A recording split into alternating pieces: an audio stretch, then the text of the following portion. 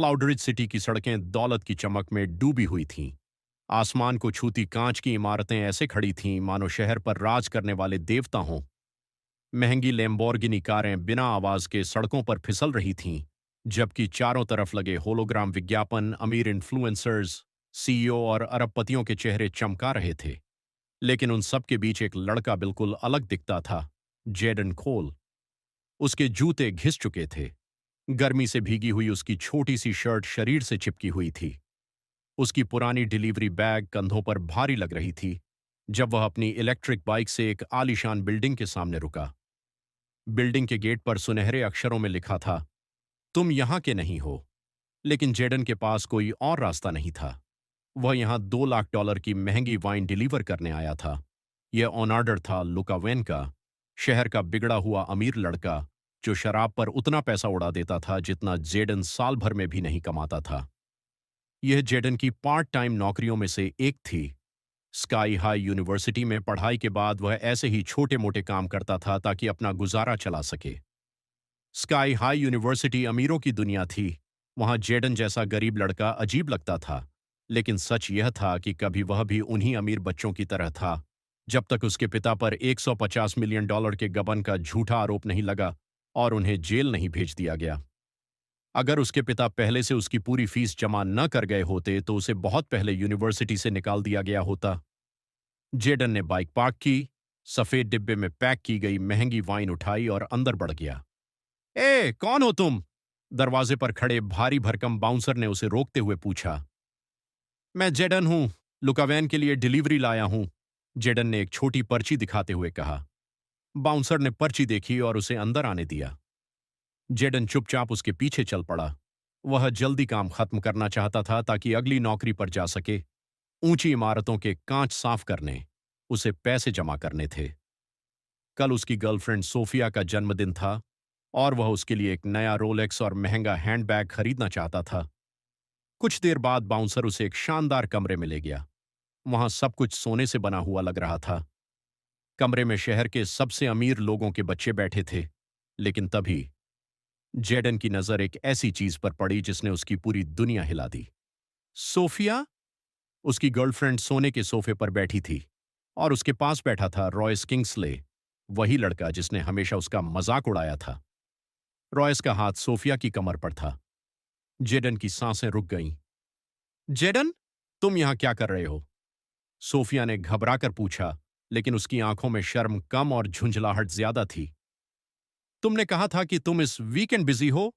Jadon की आवाज कांप रही थी। तुम जैसा सोच रहे हो वैसा नहीं है, सोफिया बोली। असल में कल तुम्हें सरप्राइज देना था, लेकिन तुमने सब खराब कर दिया। फिर रॉयस तुम्हारी कमर में हाथ डालकर क्यों बैठा है? सोफिया चुप हो गई। रॉयस मुस्कुराया। ओह, तो ये है हमारा डिलीवरी बॉय, उसने ताना मारा। पूरा कमरा हंसी से गूंज उठा। जेडन का दिल टूटकर बिखर गया। रॉयस धीरे से खड़ा हुआ और बोला, सुनो फ्रॉड के बेटे, तुम और मैं दोनों जानते हैं कि सोफिया जैसी लड़की तुम्हारे लायक नहीं है। उसकी खूबसूरती देखो और खुद को देखो। तुम जैसे गरीब इंसान के बस की बात नहीं है। अब वो मेरी है। जेडन की आंखें भर आईं। सोफिया, मैंने तुम्हारे लिए क्या नहीं किया? सोफिया ने ठंडी नजरों से उसकी तरफ देखा। क्या किया तुमने? वो सस्ते गिफ्ट, वो घटिया बर्गर? तुम्हारी गरीबी से मैं तंग आ चुकी हूं। ये शब्द जेडन के दिल में खंजर की तरह उतर गए। अब समझ आया तुम असल में कैसी हो, जेडन ने टूटी आवाज में कहा। गलती मेरी थी जो मैंने तुम्हें अच्छा इंसान समझा। उसने वाइन का बॉक्स नीचे रखा और तुरंत वहां से निकल गया। उसकी आंखों से आंसू बह रहे थे। पीछे से रॉयस ने धीरे से अपने आदमियों से कहा, इसे सबक सिखा दो। 1 साल पहले जेल में उसके पिता की मौत हो चुकी थी। उसकी मां उसे छोड़कर भाग गई थी। सोफिया ही उसकी आखिरी उम्मीद थी। वह उसके लिए दिन रात मेहनत करता रहा, लेकिन आज वही लड़की उसके सबसे बड़े दुश्मन के साथ थी। अब उसके पास खोने के लिए कुछ नहीं बचा था। थका हुआ जेडन अपने छोटे से जर्जर अपार्टमेंट पहुंचा। यह शहर की झुग्गी बस्ती में था। उसके पिता की आलीशान हवेली केस के बाद सरकार ने छीन ली थी। वह जैसे ही अंदर जाने लगा, एक काली वैन उसके सामने आकर रुकी। 3 भारी भरकम आदमी बाहर निकले। जेडन कोल? अगले ही पल धड़ाम, एक मुक्का सीधे उसकी नाक पर पड़ा। वह जमीन पर गिर पड़ा। फिर शुरू हुई बेरहमी, घूंसे, लातें, चेहरे पर वार, पेट पर वार। खून बहने लगा। कुछ ही सेकंड में उसका पूरा शरीर टूट चुका था। तीनों आदमी वैन में बैठे और तेजी से वहां से निकल गए। जेडन दर्द से तड़पता रहा। आखिरकार वह बेहोश हो गया। जब उसकी आंख खुली तब भी वह उसी गंदी सड़क पर पड़ा था।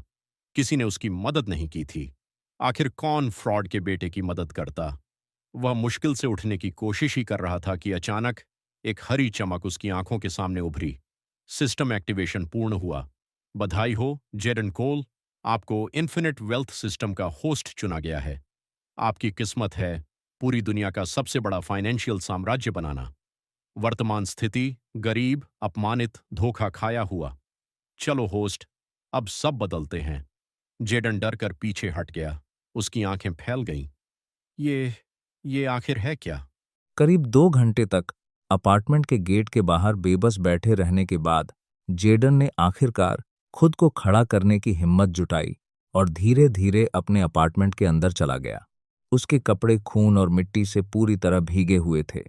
उसका शरीर चोटों से भरा था और दर्द हर सांस के साथ बढ़ता जा रहा था। उसकी आंखें बार बार झपक रही थीं, जबकि चक्कर उसे किसी भी पल गिरा देने की धमकी दे रहे थे। लेकिन इन सबके बीच एक चीज सबसे ज्यादा महसूस हो रही थी, वह दर्द, तेज, अंदर तक चुभने वाला और भुलाया न जा सकने वाला। कमरे के अंदर पहुंचते ही जेडन ने अपने खून से सने कपड़े बदलने की भी परवाह नहीं की। वह सीधे अपने बिस्तर पर गिर पड़ा, जैसे उसके शरीर में अब एक कदम चलने की ताकत भी नहीं बची हो। इस वक्त उसके दिमाग में सिर्फ एक ही चीज घूम रही थी, वह अजीब इंटरफेस जो उसे होश में आने के बाद दिखाई दिया था। इन्फिनिट वेल्थ सिस्टम, सामने आओ, जेडन ने भारी आवाज में कहा। दर्द के बावजूद उसकी आंखों में जिज्ञासा साफ दिखाई दे रही थी। मैं हमेशा यहां हूं, होस्ट। उसके सामने अचानक एक होलोग्राम जैसी चमकती स्क्रीन प्रकट हुई, जो हवा में तैर रही थी। मैं ये स्क्रीन क्यों देख रहा हूं और तुम मेरे दिमाग में क्या कर रहे हो? जेडन ने उलझन भरी आवाज में पूछा। क्योंकि मैं अब तुम्हारे साथ जुड़ चुका हूं, होस्ट। जैसा कि मैंने कहा था, तुम्हें इन्फिनिट वेल्थ सिस्टम का धारक चुना गया है। मैं तुम्हारी किस्मत बदलने और इतिहास का सबसे बड़ा आर्थिक साम्राज्य बनाने में तुम्हारी मदद करने आया हूं। जेडन की आंखें फैल गईं। वह कुछ पल तक बिल्कुल चुप रह गया। उसने कभी सपने में भी नहीं सोचा था कि उसकी जिंदगी में ऐसा कुछ हो सकता है, लेकिन फिर भी वह उस चमकती स्क्रीन की बातों में पूरी तरह खो गया। लेकिन ये नामुमकिन है। मैं तो बस एक गरीब इंसान हूं जिसके पास कुछ भी नहीं है। शायद तुमने गलत आदमी चुन लिया, जेडन ने कमजोर आवाज में कहा। गलत बात, होस्ट। तुम्हें इस उपहार पर खुश होना चाहिए, लेकिन तुम ऐसे बात कर रहे हो जैसे जिंदगी से हार चुके हो। सच कहूं तो मुझे तुम्हें छोड़ देना चाहिए, लेकिन दुर्भाग्य से मैं अंत तक तुम्हारे साथ बंधा हुआ हूं। मैं अपने फैसले खुद नहीं ले सकता। जेडन ने आंखें सिकोड़कर स्क्रीन की ओर देखा। ठीक है, अब काम की शुरुआत करते हैं। हरी स्क्रीन अचानक बदल गई और उस पर नए आंकड़े और स्टैट्स दिखाई देने लगे, जिन्होंने तुरंत जेडन का पूरा ध्यान खींच लिया। Host stats. नाम जेडन कोल। उम्र 22। नेटवर्थ 0। Wealth points 0 WP। संपत्तियां कोई नहीं। टाइटल कोई नहीं। Attributes attributes intelligence 7 100। Charm 2 1 100। Charisma 4 1 100। Confidence 3 1 100। Influence 1 1 100। B 1। B B B B. Reputation 0 100। Combat 4 1 100। ये सब क्या है? जेडन ने हैरानी से पूछा। ये तुम्हारे वर्तमान आंकड़े हैं, होस्ट। जैसे जैसे तुम टास्क पूरे करोगे और आगे बढ़ोगे, नए फीचर्स अनलॉक होंगे और ये आंकड़े बदलते जाएंगे। नाम, उम्र और नेटवर्थ तो तुम समझते हो। अब बाकी चीजों के बारे में बताता हूं। वेल्थ पॉइंट्स ये पॉइंट्स टास्क पूरे करने पर पैसे के साथ मिलते हैं। टास्क के स्तर के अनुसार इनकी संख्या बदलती है। टास्क टास्क 4 स्तरों में बंटे होते हैं: ब्रॉन्ज, सिल्वर, गोल्ड और ब्लैक। ब्रॉन्ज सबसे आसान होते हैं, जबकि ब्लैक सबसे कठिन और सबसे बड़े रिवॉर्ड वाले। संपत्तियां, इनमें तुम्हारी सभी कीमती चीजें शामिल हैं: cash balance, stocks, real estate, crypto currency, business आदि। टाइटल, ये उपलब्धियों के आधार पर दिए जाते हैं। हर टाइटल तुम्हारी दौलत और प्रभाव की यात्रा में किसी खास उपलब्धि से जुड़ा होता है। एट्रीब्यूट्स का मतलब इंटेलिजेंस, निवेश समझने, मार्केट ट्रेंड पहचानने और दुश्मनों को मात देने की क्षमता। चार्म, लोगों को प्रभावित करने की कला, खासकर रोमांटिक रिश्तों में। करिश्मा, लोगों को प्रेरित करने, नेतृत्व करने और बातचीत में दबदबा बनाने की ताकत। कॉन्फिडेंस, जोखिम लेने और मुश्किल हालात में खुद को संभालने की क्षमता। इन्फ्लुएंस, फैसलों को प्रभावित करने और घटनाओं को मोड़ने की ताकत। रेपुटेशन, समाज तुम्हें कैसे देखता है। अच्छी प्रतिष्ठा बड़े लोगों के दरवाजे खोलती है।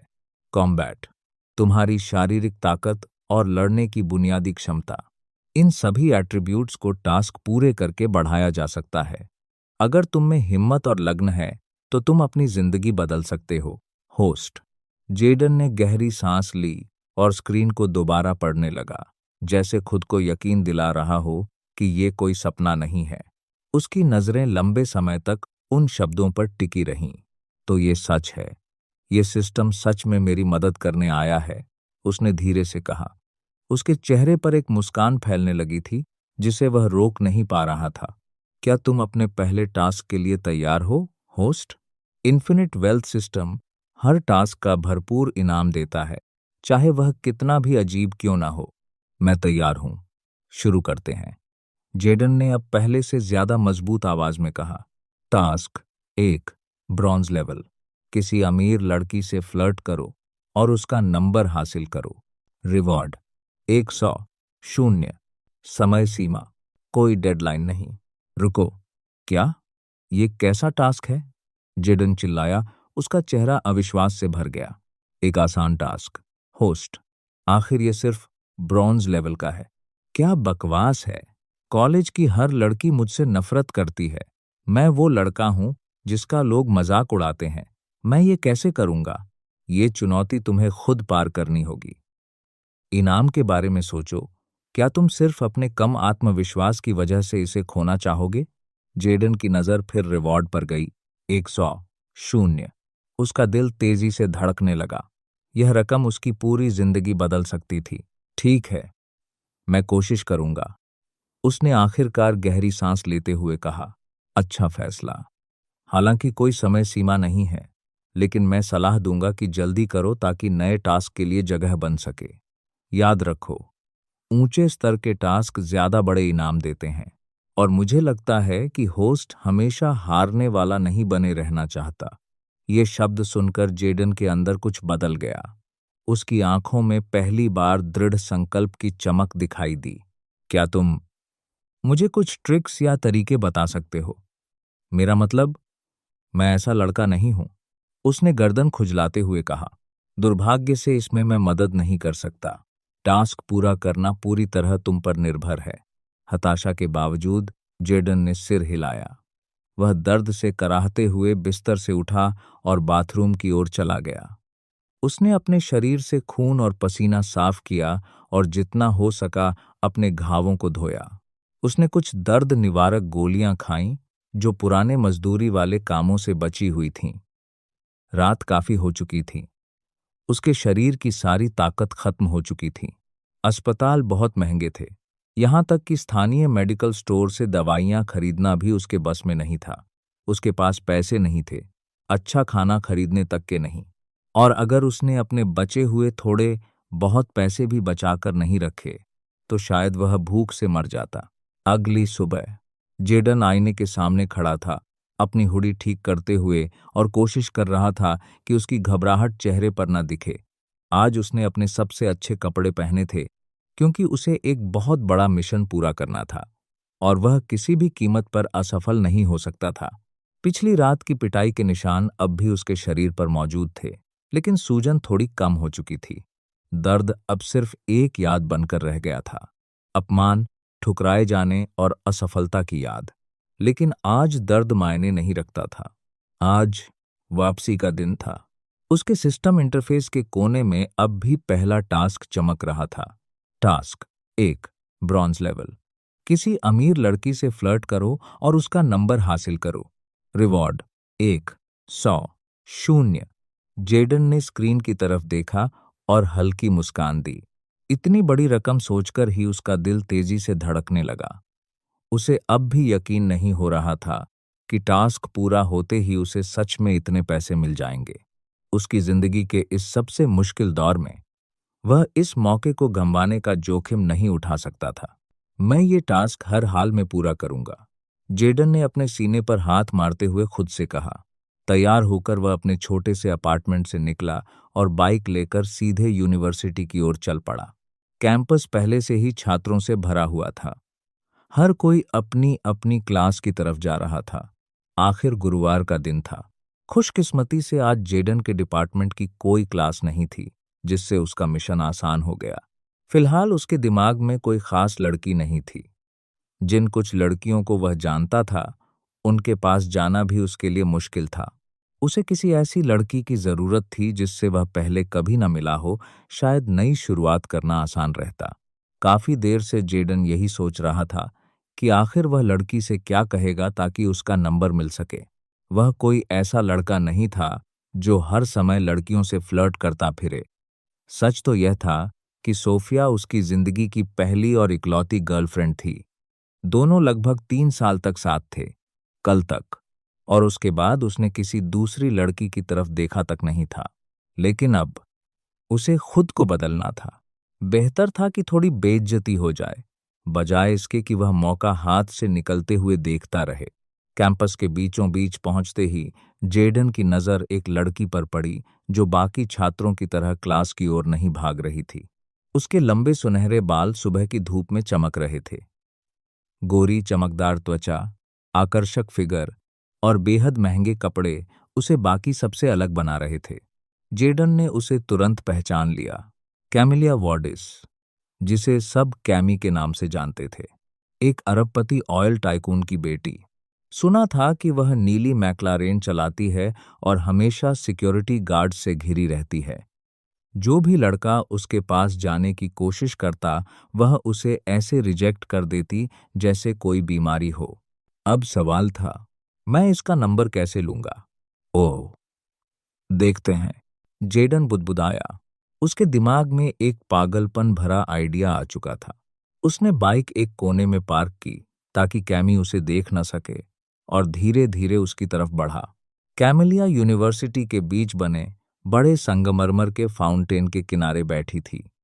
एक पैर दूसरे पर चढ़ा हुआ था और हाथ में सफेद टैबलेट था। उसने हेडफोन लगाए हुए थे और पूरी तरह अपने काम में खोई हुई थी। कुछ दूरी पर उसके 2 बॉडीगार्ड खड़े थे। जेडन जानता था कि उसे बहुत संभल कर कदम उठाना होगा, लेकिन अगले ही पल वह अचानक फाउंटेन में कूद गया। हाँ, सचमुच कूद गया। बर्फ जैसे ठंडे पानी ने उसके पूरे शरीर को झकझोर दिया। आसपास खड़े लोग चौंक गए। कई लोगों ने तुरंत फोन निकाल लिए। कुछ हंसने लगे। एक सिक्योरिटी गार्ड तेजी से उसकी तरफ बढ़ा, लेकिन उसी समय कैमिलिया ने सिर उठाया। जेडन पानी में भीगा हुआ खड़ा था, चेहरे पर मुस्कान लिए। एक्सक्यूज मी, उसने ऊंची आवाज में कहा और उसकी आंखों में देखते हुए बोला, क्या आप मेरी मदद कर सकती हैं? लगता है मैं अपनी औकात से ऊपर किसी के प्यार में गिर गया हूं। फाउंटेन के आसपास खड़े कई छात्र जोर जोर से हंस पड़े। भाई ने तो कमाल कर दिया, पीछे से किसी ने चिल्लाया। कैमिलिया ने भौं उठाई। उसके चेहरे पर कोई खास भाव नहीं था। जेडन पानी से बाहर निकला और भीगा हुआ सीधे उसकी तरफ बढ़ा। अगर मैं बाकी लड़कों की तरह आपके पास आता तो शायद आप मुझे भूल जाती, उसने मुस्कुराते हुए कहा। लेकिन अब जबकि मैंने पूरी यूनिवर्सिटी के सामने अपनी बेइज्जती करवा ली है, शायद मैं 10 सेकंड की बातचीत डिजर्व करता हूं। कैमिलिया कुछ पल उसे देखती रही, फिर उसने धीरे से अपने हेडफोन उतार दिए। तुम सच में सिर्फ मुझसे बात करने के लिए इस ठंडे फाउंटेन में कूद गए? उसने पूछा। उसकी आंखों में हल्की सी दिलचस्पी झलक रही थी। जेडन ने कंधे उचकाए। इसे मैं अपने भविष्य में निवेश कहता हूं। कैमिलिया के होठों पर हल्की मुस्कान आ गई, और वही छोटी सी मुस्कान उस पल जेडन के लिए पूरी दुनिया के बराबर थी। और इस निवेश से तुम्हें क्या चाहिए, मिस्टर मिस्ट्री? उसने पूछा। सबसे पहले आपका नाम। जेडन मुस्कुराया।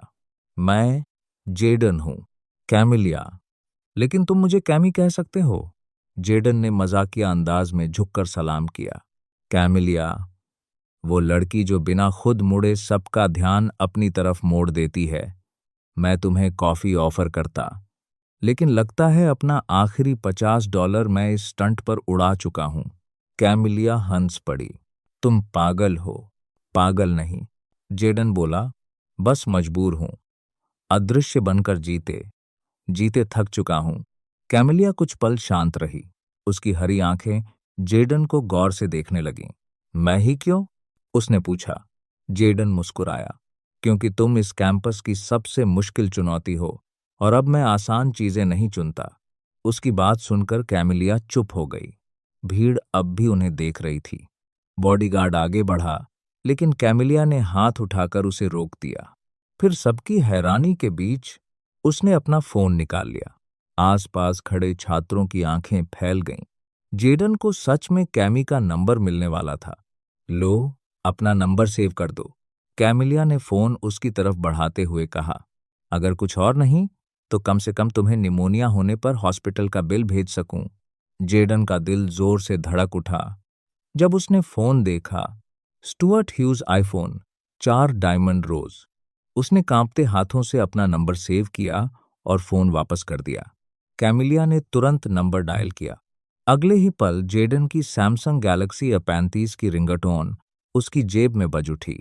जेडन थोड़ा शर्मिंदा हो गया, लेकिन कैमिलिया ने कोई रिएक्शन नहीं दिया। बस हल्का सा सिर हिलाया। ठीक है, फिर बात होगी।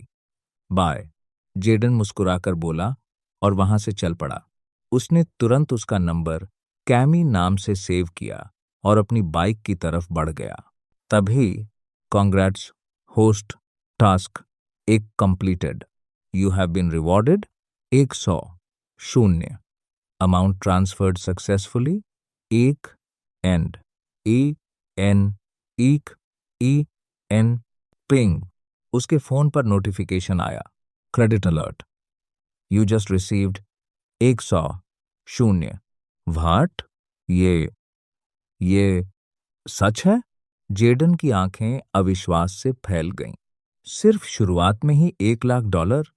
आगे मुझे कितना मिलेगा? वह खुशी से लगभग पागल हो चुका था। This is just the beginning. You can become the world's richest and most powerful man. Jayden हल्का मुस्कुराया। इतना बड़ा सपना देखना शायद ज्यादा हो जाएगा। जेडन ने तुरंत घर लौटने का फैसला किया। अब वह गरीब लड़का नहीं रहा था जिसे सब जानते थे।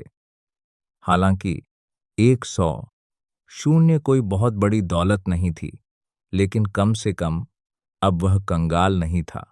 और ये तो बस शुरुआत थी। लेकिन घर पहुंचते ही उसकी खुशी थोड़ी फीकी पड़ गई। उसके घर के बाहर 2 परिचित चेहरे खड़े थे, रॉयस और सोफिया।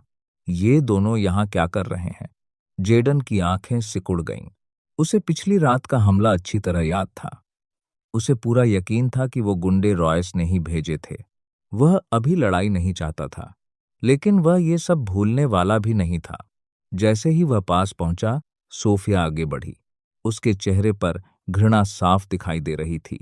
हे जडन, उसने तिरस्कार भरी आवाज में कहा, मैं तुम्हारे दिए हुए सारे सस्ते गिफ्ट्स वापस करने आई हूं। कुछ चीजें नहीं मिली, इसीलिए सोचा कैश दे देती हूं। रॉयस अपनी लैम्बोर्गिनी के पास खड़ा मुस्कुरा रहा था। सोफिया ने पैसों की गड्डी उसकी तरफ फेंकी। ये $5000 हैं। मुझे लगता है इससे सब कवर हो जाएगा, शायद थोड़ा ज्यादा भी। Good bye Jayden. फिर वही घमंडी मुस्कान देकर वह रॉयस के साथ उसकी लैम्बोर्गिनी में बैठी और चली गई। जेडन कुछ सेकंड तक उन्हें देखता रहा। दिल अब भी टूटा हुआ था। उसे यकीन नहीं हो रहा था कि सोफिया इतनी बदल सकती है। वो सोफिया जिसे वह कभी जानता था। जेडन ने गहरी सांस ली और अपने अपार्टमेंट के अंदर चला गया। पहला टास्क पूरा होने के बाद उसका मूड काफी अच्छा था, लेकिन जैसे ही वह बैठा, सिस्टम फिर से चमक उठा। Task 2, bronze level. किसी लग्जरी स्टोर में जाकर सबसे महंगी चीज खरीदो। कैश में पेमेंट करो और कहो बाकी पैसे रख लो। नोट, ध्यान रहे बची हुई रकम काफी बड़ी हो। रिवॉर्ड 500, 02 खरिश्मा। इन्फिनिट वेल्थ सिस्टम मजाक नहीं कर रहा था। जैडन की आंखें चमक उठीं जब एक नया नोटिफिकेशन उसके सामने उभरा। वह अभी अभी थोड़ा आराम करने बैठा ही था और सिस्टम ने उसे एक और टास्क दे दिया था। अगर चीजें इसी तरह चलने वाली थीं, तो इसका मतलब था कि वह सच में एक बड़े खेल में कदम रख चुका था। एक ऐसा खेल जो उसे जिंदगी के सबसे बड़े इनाम तक पहुंचा सकता था। क्या सिर्फ दिखावा करने के लिए $5 लाख? जैडन झटके से उठ बैठा। उसकी आंखें हैरानी से फैल गईं। बिना एक सेकंड गंवाए वह तैयार होने लगा। उसे तुरंत किसी लग्जरी स्टोर जाना था। आखिर $5 लाख का रिवॉर्ड कोई छोटी बात नहीं थी। उसने फाउंटेन वाली घटना के बाद पहने हुए गीले कपड़े बदले और अपना दूसरा सबसे अच्छा आउटफिट पहन लिया। काली short, sleeve polo T, shirt और सफेद जीन्स। वह अभी अपने पास मौजूद $1 लाख को छूना नहीं चाहता था, इसलिए नए कपड़े खरीदने का सवाल ही नहीं था। हम जाना कहाँ चाहिए? जैडन ने खुद से बुदबुदाते हुए सोचा। अचानक उसके दिमाग में एक नाम चमका, मैजोन वर्तु। बिना देर किए वह शहर के पूर्वी हिस्से की ओर निकल पड़ा, पूरी तरह बाहरी इलाकों को पीछे छोड़ते हुए। कुछ देर बाद वह मेजॉन वर्तु के सामने खड़ा था। शहर का सबसे शानदार लग्जरी स्टोर। बाहर सुपरकारों की लाइन लगी हुई थी और हर तरफ यूनिफॉर्म पहने सिक्योरिटी गार्ड घूम रहे थे। जैडन ने एक लंबी सांस ली और अंदर चला गया। कांच के दरवाजे धीरे से खुले। यह सिर्फ एक स्टोर नहीं था, यह अमीरी और रुतबे का मंदिर था। फर्श क्रिस्टल की तरह चमक रहा था। हवा में ऐसी खुशबू थी जिसकी कीमत शायद किसी आम इंसान के महीने भर के किराए से भी ज्यादा हो। अमीर लोग यहाँ अपनी दौलत दिखाने आते थे और असली रईस यहाँ दूसरों पर अपना रौब जमाने आते थे। जैसे ही जैडन अंदर आया, कई कर्मचारियों की नजर उस पर पड़ी।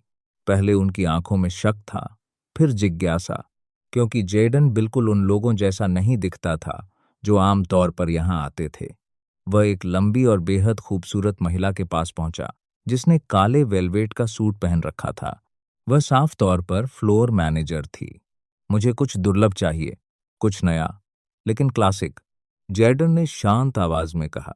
महिला ने उसे ऊपर से नीचे तक देखा और हल्की मुस्कान दी। जरूर सर, अभी अभी हमारे पास limited edition Apollo Kronos watch आई है। Silver body, custom, sapphire gear work, पूरे शहर में सिर्फ 50 पीस। जैडन ने सिर हिलाया। कीमत $70,000 सर। परफेक्ट, मुझे एक चाहिए। जरूर सर, इस तरफ आइए।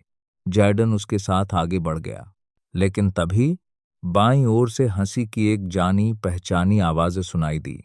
जैडन ने हल्का सा मुड़कर देखा। रॉयस और सोफिया दोनों डिजाइनर सूट और लग्जरी घड़ियां देखते हुए हंस रहे थे, जैसे किसी राजा रानी की तरह आम लोगों के बीच घूम रहे हों। उसी पल रॉयस की नजर जैडन पर पड़ी। रुको जैडन, रॉयस ने आंखें सिकोड़ लीं। तू यहाँ क्या कर रहा है? सोफिया तुरंत उसकी तरफ मुड़ी। क्या यहाँ नौकरी मिल गई तुम्हें? वह मजाक उड़ाते हुए हंस पड़ी। जैडन ने कोई जवाब नहीं दिया। वह मुस्कुराया और फ्लोर मैनेजर की तरफ मुड़ गया। मैं अपोलो क्रोनोस ले रहा हूं, पैक कर दीजिए। रॉयस की आंखें फैल गईं। तू मजाक कर रहा है ना? उसकी कीमत तेरी पूरी जिंदगी की बचत से ज्यादा है। जैडन शांत रहा। उसने उनकी बातें सुनी, लेकिन अनसुना कर दिया। मैनेजर खुद घड़ी लेकर आई और उसे मखमली ट्रे पर रखा। दूसरी कर्मचारी पॉस मशीन लेकर आगे बढ़ी। Payment sir. जरूर। जैडन ने जेब से कार्ड निकाला और पूरे आत्मविश्वास से उसे पकड़ा दिया। लगता है किसी का क्रेडिट कार्ड चुरा लाया है। सोफिया ने ताना मारा। हाँ, अभी कार्ड डिक्लाइन होगा, देखना। रॉयस हंस पड़ा। कर्मचारी ने कार्ड मशीन में डाला और मशीन जैडन की तरफ बढ़ा दी। Pin sir. जैडन ने बिना झिझक पिन डाला। बीप। कुछ सेकंड बाद मशीन से आवाज आई, ट्रांजैक्शन अप्रूव्ड। जैडन धीरे से मुस्कुराया। इसे पैक मत करो, मैं अभी पहनूंगा। कर्मचारी ने सावधानी से सिल्वर घड़ी उसकी कलाई पर बांध दी। रॉयस और सोफिया वहीं जमे रह गए। उनके चेहरों पर अविश्वास साफ दिख रहा था।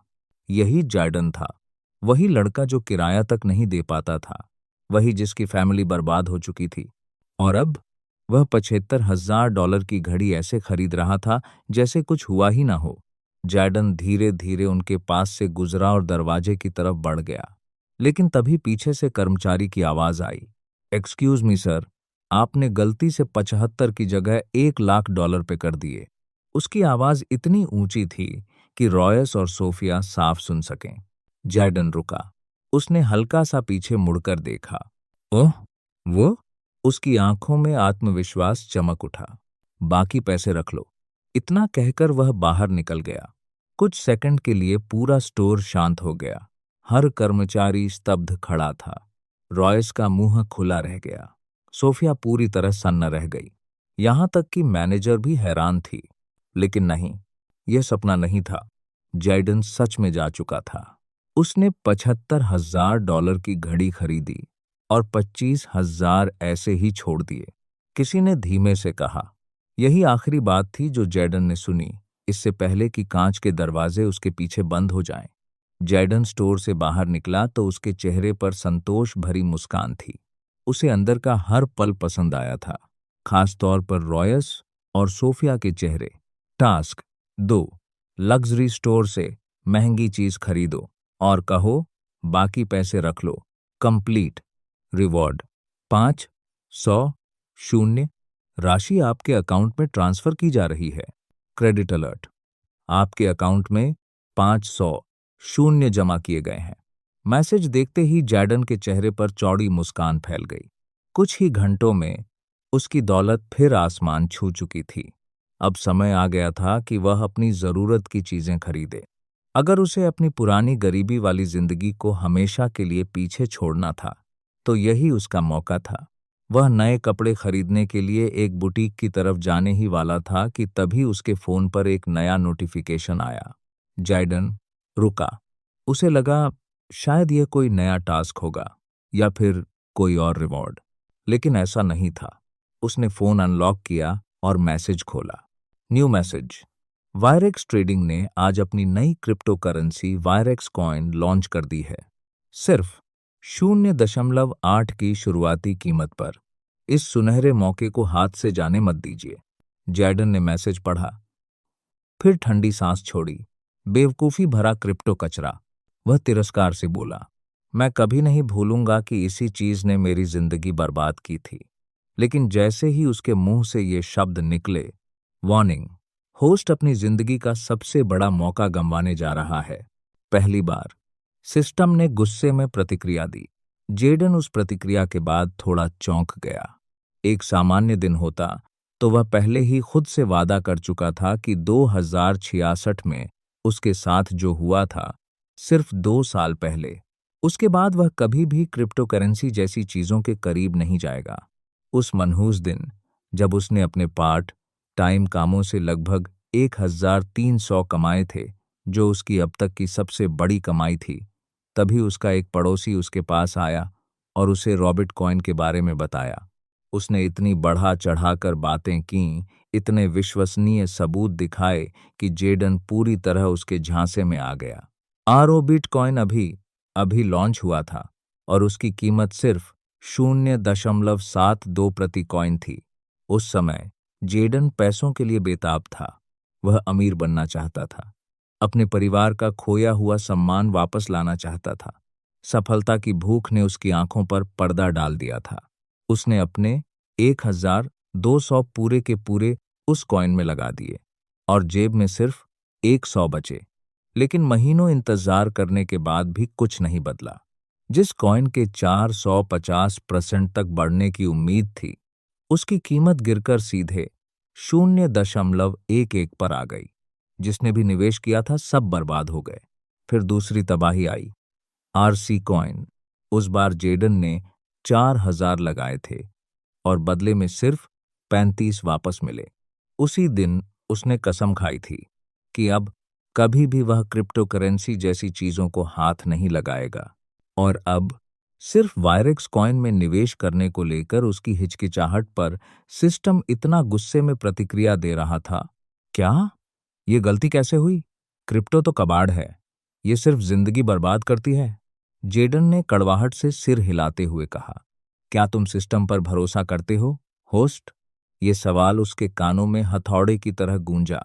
जेडन कुछ पल के लिए शांत हो गया। सिस्टम ऐसा सवाल क्यों पूछ रहा था? लेकिन फिर उसने हाल की घटनाओं के बारे में सोचा। अगर भरोसे की बात हो तो वह सिस्टम पर भरोसा क्यों नहीं करेगा? कुछ ही घंटों में इस सिस्टम ने उसकी पूरी जिंदगी बदल दी थी। अब वह गरीब नहीं था, बल्कि अगर वह टास्क पूरे करता रहा तो दुनिया के सबसे अमीर लोगों में से एक बन सकता था। जेडन ने धीरे से सिर हिलाया। हाँ, मैं तुम पर भरोसा करता हूं। अच्छा, ये कोई टास्क नहीं है, ये एक कीमती सलाह है। भीड़ आने से पहले निवेश करो।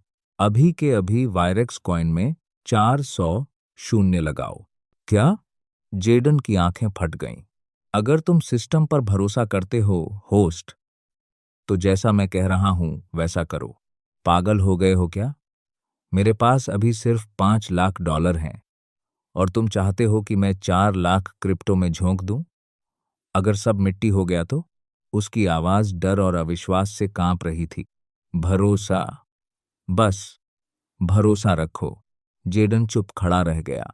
एक तरफ उसका डर था, दूसरी तरफ सिस्टम की गंभीर आवाज। उसे 2 बार बुरी तरह ठगा जा चुका था।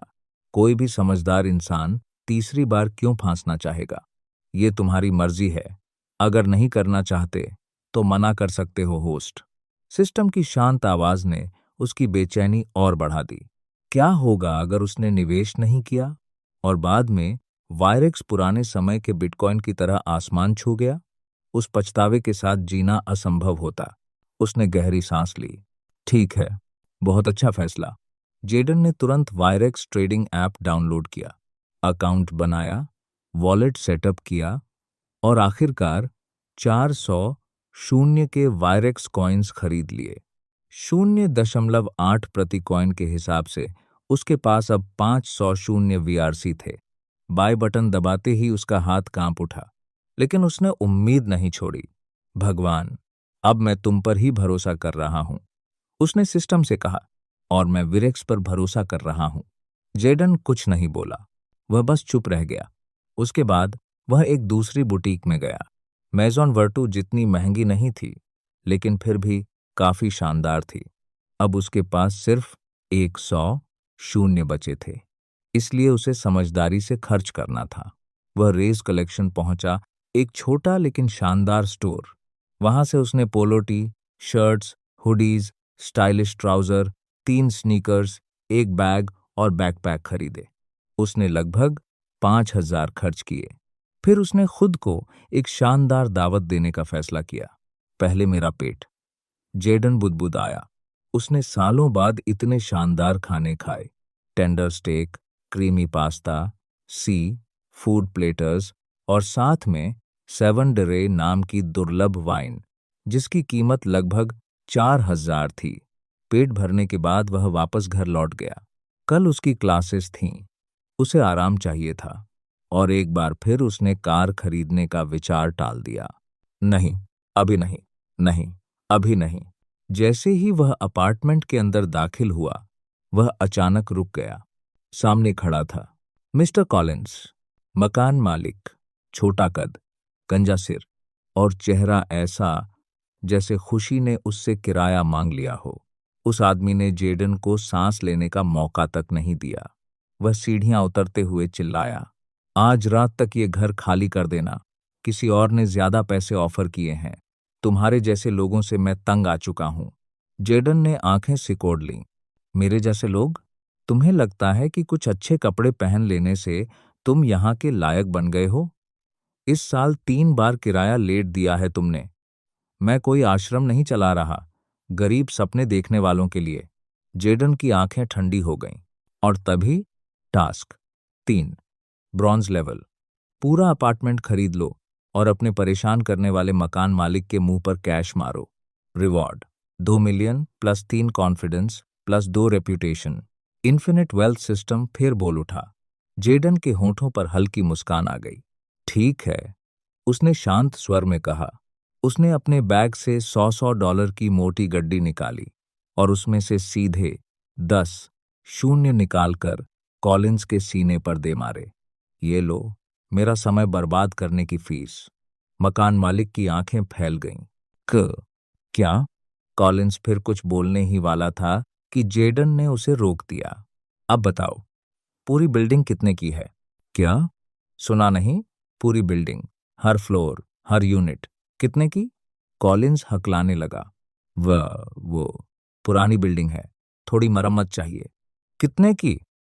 जेड ने दोबारा पूछा। इस बार उसकी आवाज लोहे जैसी सख्त थी। मकान मालिक कुछ पल चुप रहा। 65,000। लेकिन उसके बोलने से पहले ही जेडन ने एक और मोटी गड्डी उसके चेहरे पर दे मारी। मरम्मत की चिंता मत करो, अब से मैं संभाल लूंगा। कॉलिंस वहीं जम गया। उसे यकीन ही नहीं हो रहा था कि ये सब सच है। अब शायद तुम्हें समझ आ गया होगा, जेडन ने कंधे उचकाते हुए कहा। मैं अब तुम्हारा किराएदार नहीं हूं, अब मैं तुम्हारा मकान मालिक हूं और तुम मेरे किराएदार। जेडन राजा की तरह वहां से मुड़कर चला गया। Task 3 completed. रिवॉर्ड 2 शून्य शून्य transferred successfully. Beep, credit alert, you received 2 शून्य शून्य फ्रॉम XXXXXXXX। जेडन अपने फोन की स्क्रीन को घूरता रह गया। ओह माय गॉड, मुझे ये सिस्टम बहुत पसंद है। अगले पार्ट के लिए कमेंट करें और चैनल को सब्सक्राइब जरूर करें।